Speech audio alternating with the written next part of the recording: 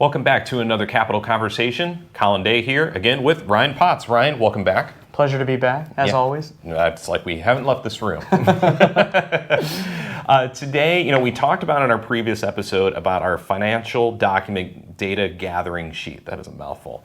And I've got something that's even more of a mouthful in front of me right now, which is our budget initial data gathering worksheet. We're all about the worksheets today. We are all about the worksheets. And there's a reason for it, because this is kind of the side of financial planning where we're really getting into the weeds, and we really need the assistance of our clients or prospective clients to provide us with documents and information so that we can start off the relationship well. But Ryan, even by our standards, this is a 4-page document, and this is just page 1, and if you can't see that very well, there's a lot of data cells on this. If you're listening via podcast on audio form, I would imagine there's probably several hundred cells in this thing. So Ryan, why the heck do we need to fill this out? Gosh, I think this is probably one of the most important steps in financial planning. The budget, or at least understanding the budget, and for a lot of our clients and prospects, it's one of two things. Mm-hmm. It's one, they've never gone through this exercise before in their life, and they've just always lived on, hey, I've got money coming in and money goes out, and at the end of the month, I've got a surplus or I'm negative, and that means I got to kind of dial my expenses up or down based on those numbers. If they've never done the exercise before, it's just important for them to get an understanding of where the money is going, and as money comes in, how much is going out.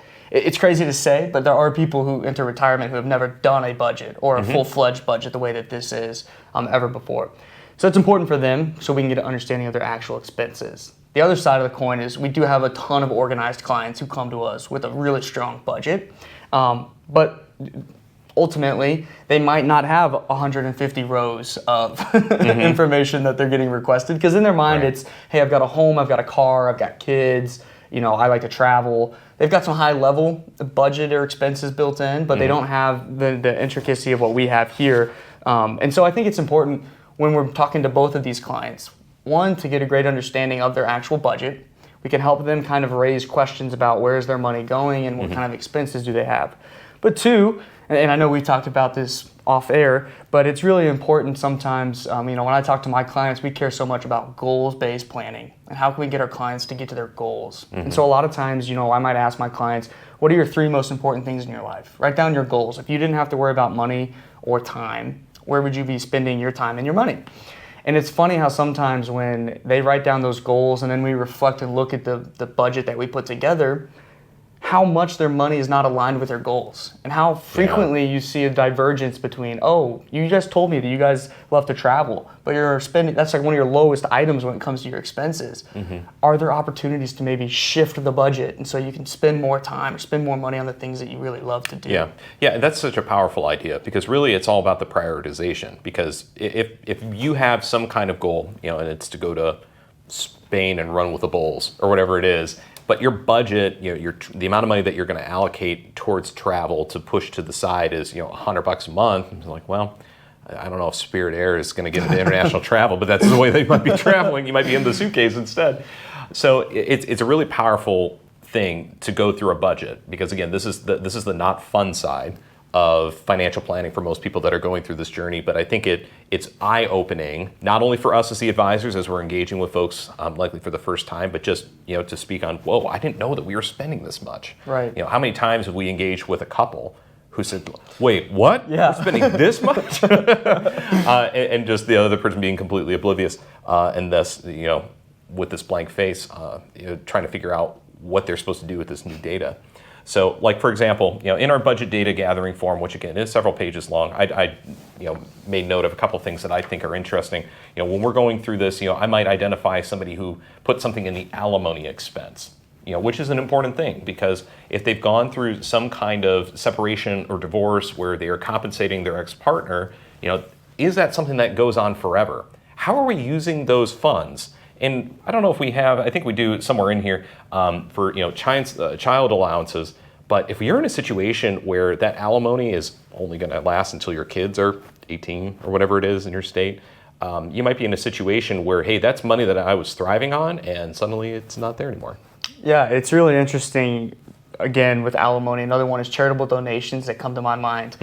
Just when we talk to people who are charitably inclined, we ask them how much they might be giving or gifting, and they give us a number, and we ask them if that reflects what they would like to continue going forward, and then that always raises the question like, well, gosh, maybe we want to give more than that, or maybe we feel like that might be kind of putting pressure on us in retirement, so we need to dial that back a little bit. Or what accounts you're using. And that was my next point is, we just talked about the financial information gathering process and getting financial documents. Well, if we see someone who's, very charitably inclined and they don't have a donor advised fund or these other vehicles that would maybe help with some of the tax advantages of being charitable, those are great opportunities to bring up in conversation. Yeah, absolutely. And of course, as myself, as somebody with a child in daycare right now, I have looked at the child care and man, I really don't want to write down that number because I know what it is on a monthly basis as to what we spend. But that then allows us to have a discussion on, hey, what kind of tax credits are we talking about for your kids? Are we utilizing anything with your daycare expenses? Do you have a dependent care FSA through work? It opens up the conversation to more types of things. What's another example, Ryan, of something that you found interesting? Yeah, I think a lot of times, and I'm going to refer kind of to the niche that I work with a lot in business owners, but it's kind of reviewing their insurance policies and taking a look and seeing, hey, do they have disability insurance? Do they have long-term care? Do they have umbrella liability insurance? All these things are things that are really important. And I work with a whole range of business owners from, maybe self-employed all the way up to 50 employees. I think it's important when you're having those conversations, if the self-employed is the breadwinner in the household and they have no one else left in the business if something were to happen to them, gosh, and they don't have disability, or at least they're not claimed to have disability based on their budget, that's a conversation we need to have, and also probably needs to be something that we're prioritizing within the budget and saying like, look, we're adding this expense in your budget, so we need to figure out where else we can manipulate kind of your expenses to make it make sense. Yeah, absolutely. And there's some additional pages like here in the back, speaking about business owners, you might own rental properties. And depending on how you've titled those particular homes, you might be subjecting yourselves to a lesser degree of liability protection than maybe what you wanted to. Because if I'm asking you a question and say, hey, we've got 3 homes on this back page, if you are only talking about house number 1, but then you mention, oh, right, and then there's the home in Florida. Or, oh, yeah, there's the house down the block that we rent out to our sister-in-law or something like that. It's like, well, okay, how is that being held? And how is that going to be addressed from not just from a liability protection perspective, but also from an estate planning perspective? It's going to open up the conversations a lot further than just, hey, what do you spend on a monthly basis? Yeah, Colin, you had mentioned actually not too long ago, you were having a conversation with a client and addressing the taxability of the business that he owns and how through the budget data gathering information, we could figure out, are they doing the right things for themselves as a business owner? Yeah, again, the whole idea of the budget is to go through the numbers so that we can speak more intelligently to make sure that we're not in the red on a monthly basis, or to identify here's why you're in the red. It's because your pet care bill is $2,000 a month because you're putting up Fido in, I don't know, the most luxurious of pet resorts that you can imagine. But when it comes to, from like the business owner perspective, making sure that we have the kinds of things in place, we might be looking at it from saying, hey, I noticed that you're taking this amount from an employment perspective, from like a salary, and then I noticed like your FICA is maybe a little bit different from what your withholding should normally be. Are you an S Corp? Are you filing as an S Corp? So I just at least understand a little bit more nuance in regards to the situation. I think you'd agree there. Yeah, absolutely. And like I said, like we have been saying, it's just important that we get a full picture of everything that's going on with all the clients and prospects that we do meet with.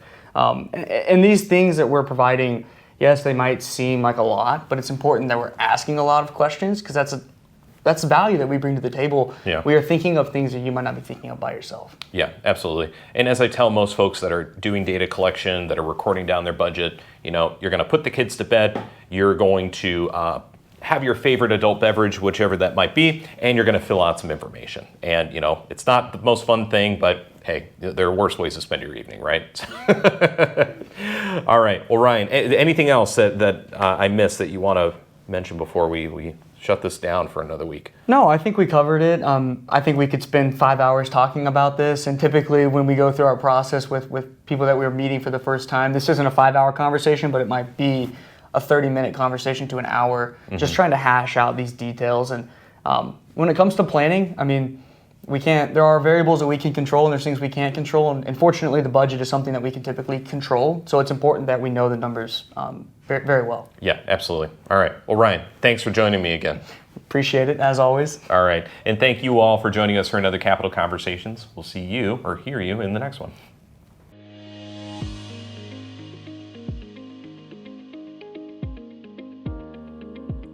The opinions expressed in this program are for general informational purposes only and are not intended to provide specific advice or recommendations for any individual or on any specific security. It is only intended to provide education about the financial industry. To determine which investments may be appropriate for you, consult your financial advisor prior to investing. As always, please remember investing involves risk and possible loss of principal capital. Please seek advice from a licensed professional. Correct Capital Wealth Management is a registered investment advisor. Advisory services are only offered to clients or prospective clients where Correct Capital Wealth Management and its representatives are properly licensed or exempt from licensure. No advice may be rendered by Correct Capital Wealth Management unless a client service agreement is in place.